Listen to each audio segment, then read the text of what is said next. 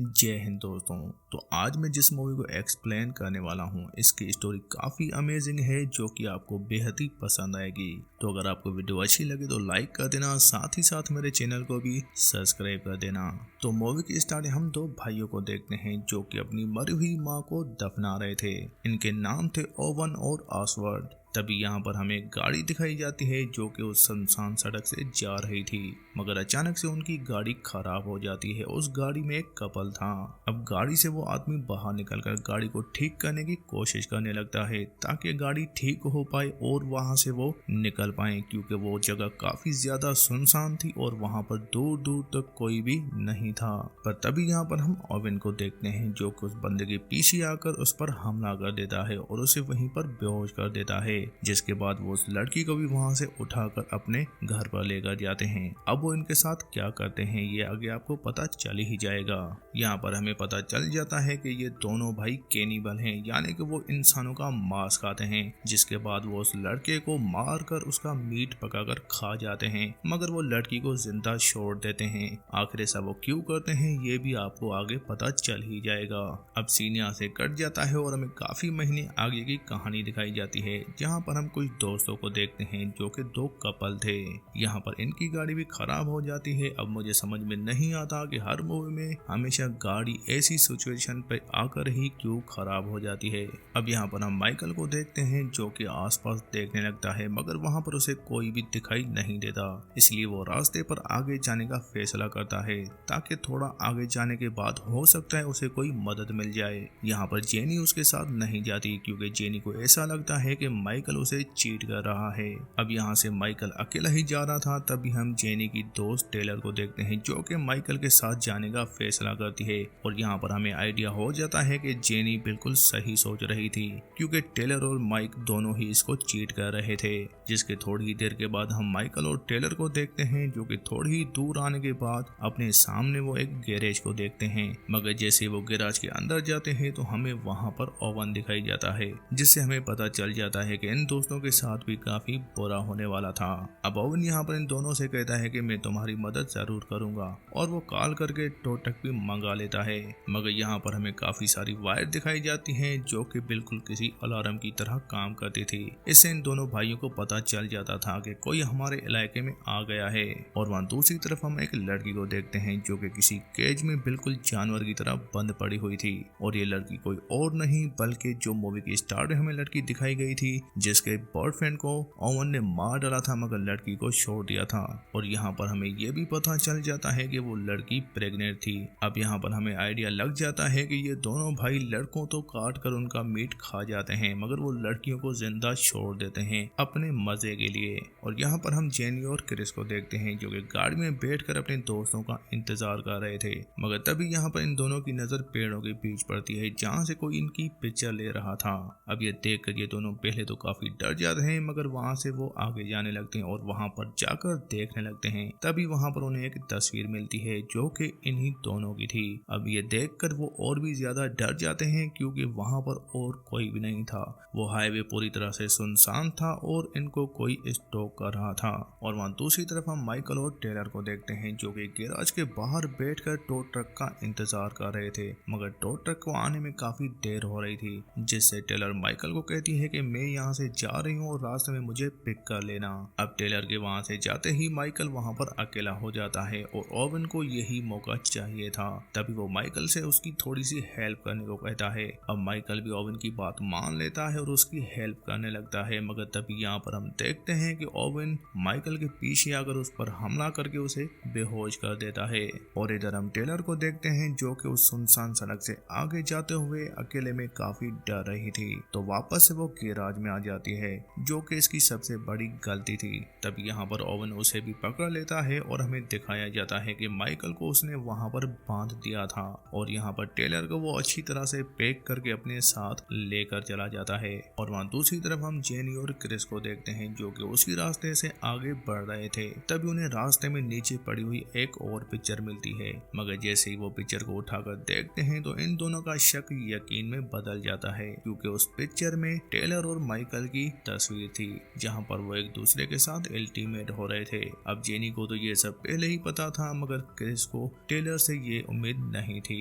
मगर तभी यहाँ पर ऑक्सफोर्ड आ जाता है, जो कि इन दोनों पर हमला कर देता है। अब यहाँ पर जेनी की किस्मत कुछ ज्यादा ही अच्छी थी, वो वहां से भाग जाती है, मगर क्रिस वहां पर जख्मी हालत में गिर पड़ता है, जिसे ऑक्सफोर्ड पकड़ लेता है और जेनी वहां से भागते हुए काफी दूर निकल जाती है, जहां पर वो अपने सामने घर को देखती है। मगर उसकी किस्मत ज्यादा देर साथ नहीं देने वाली थी, क्योंकि वो घर किसी और का नहीं बल्कि इन्हीं दोनों भाइयों का था। अब जेनी उस घर की तरफ जाने लगती है, मगर तभी वो अपने सामने आती हुई एक गाड़ी को देखती है, जिसे देखकर वो उसे रोक लेती है और वहां पर बैठ जाती है। मगर उस गाड़ी में कोई और नहीं बल्कि ओवन ही था, जो कि जेनी की दोस्त टेलर को लेकर अपने घर पर आ रहा था। अब ओवन की तो वैसे भी लॉटरी लग गई थी, क्योंकि टेलर के साथ साथ उसे फ्री में जेनी भी मिल गई बगैर किसी मेहनत के। अब जैसे ही जेनी ओवन के साथ उसके घर पर आती है, तो वो भागते हुए जाकर पहले तो पुलिस को कॉल करती है, मगर तभी उसकी नजर अपने सामने दीवार पर पड़ती है, जहां पर काफी सारी लड़कियों की तस्वीर लगी हुई थी। अब यहाँ पर जेनी को भी आइडिया लग गया था कि वो कितनी बड़ी मुसीबत में फंस गई है, जिसके बाद हम इन दोनों भाइयों को देखते हैं, जो कि टेलर और जेनी को वहां पर बांध देते हैं, क्योंकि वो वैसे भी नहीं तो मारने वाले हैं नहीं। आपको पता है कि ये दोनों भाई इन लड़कियों के साथ क्या करने का सोच रहे हैं। और तभी यहाँ पर ये दोनों भाई इन लड़कियों के सामने क्रिस को लेकर आते हैं, जहाँ पर वो इन लड़कियों के सामने ही उसकी गर्दन मरोड़कर उसे मार डालते हैं। अब इन दोनों लड़कियों को काफी ज्यादा दुख होता है अपने सामने ही अपने दोस्त को मरते हुए देखकर। तभी यहाँ पर ओवन जेनी के पास आता है और उसे कहता है कि यहाँ से भागने का कोई भी ऑप्शन नहीं है, मगर हमें जेनी की आंखों में साफ दिखाया जाता है कि वो हार मानने वालों में से नहीं थी। जिसके बाद ओवन वापस से अपनी गैराज पर चला जाता है और यहाँ पर हम ऑक्सफोर्ड को देखते हैं, जो कि क्रिस की लाश के टुकड़े टुकड़े कर रहा था, ताकि वो रात के डिनर में उसका मीट पकाकर खा पाए। मगर यहाँ पर हम जेनी और टेलर को देखते हैं, जो कि कैसे तो करके वहां से अपने आप को छुड़ा लेती हैं और वहां से भागने लगती हैं। मगर इन दोनों को समझ में नहीं आ रहा था कि वहां से वो कहां जाए। तभी वो वहां पर जाने का फैसला करती हैं, जहां पर इनकी गाड़ी खराब हुई थी। और जैसे ये दोनों उस लोकेशन पे जाती हैं, तो वहां पर टो ट्रक वाला खड़ा था, जिसे देखकर जेनी और टेलर की सांस में सांस आती है। अब ये दोनों भागती हुई उस ट्रक वाले के पास जाती हैं और उसे सारी कहानी बता देती हैं। और जैसा कि हमें पता है कि जेनी की किस्मत बहुत ही ज्यादा खराब चल रही थी, क्योंकि विलियम इन दोनों भाइयों का अंकल था और ये सब साथ में मिलकर ये काम करते थे। अब विलियम इन दोनों को जगह पर लेकर जाता है, जहां पर वो विक्टिम की गाड़ियों को छुपा कर रखते थे और उनको गन पॉइंट पर लेकर वापस से घर में लेकर आता है। मगर तभी हम रास्ते में ऑक्सफोर्ड को देखते हैं, जो कि गुस्से में आकर टेलर पर हमला करके उसे वहीं पर मार देता है। जिसके बाद विलियम ऑक्सफोर्ड पर काफी गुस्सा होता है, क्योंकि ये रूल के खिलाफ था, वो किसी भी लड़की को मारते नहीं थे।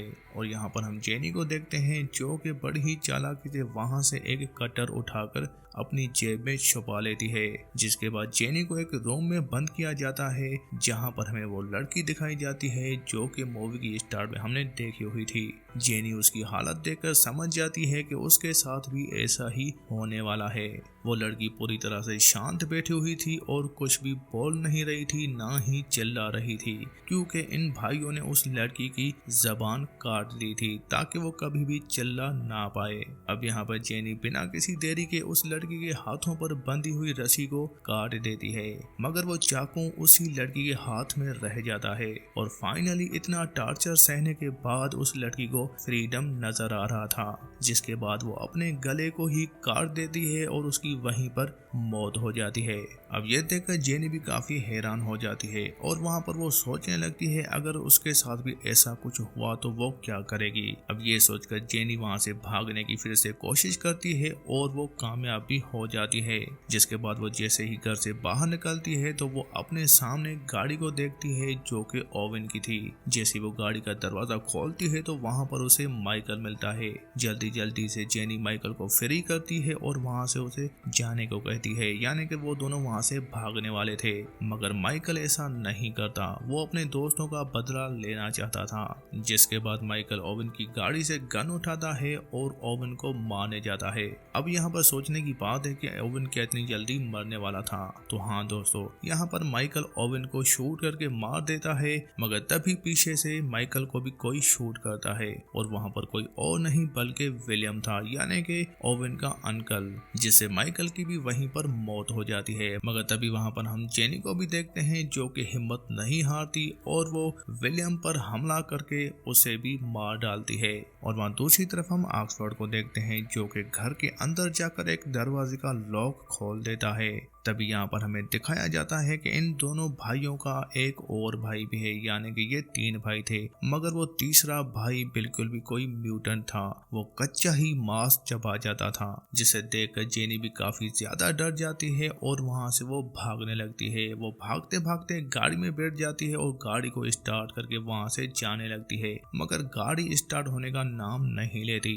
पर थोड़ी ही कोशिश करने के बाद गाड़ी स्टार्ट हो जाती है, मगर वहां दूसरी तरफ हम ऑक्सफोर्ड को देखते हैं जो कि जेनी को शूट कर देता है और यहीं पर ये मूवी एंड हो जाती है। दोस्तों, इस मूवी की एंडिंग हैप्पी एंडिंग तो बिल्कुल भी नहीं थी, क्योंकि ये एक स्लेशर मूवी है और काफी सारी स्लेशर मूवीज में ऐसी एंडिंग कॉमन सी बात है। तो दोस्तों, अगर आपको वीडियो अच्छी लगे तो वीडियो को लाइक कर देना, साथ ही साथ मेरे चैनल को भी सब्सक्राइब कर देना। तो मिलते हैं अगली वीडियो में, तब तक के लिए बाय।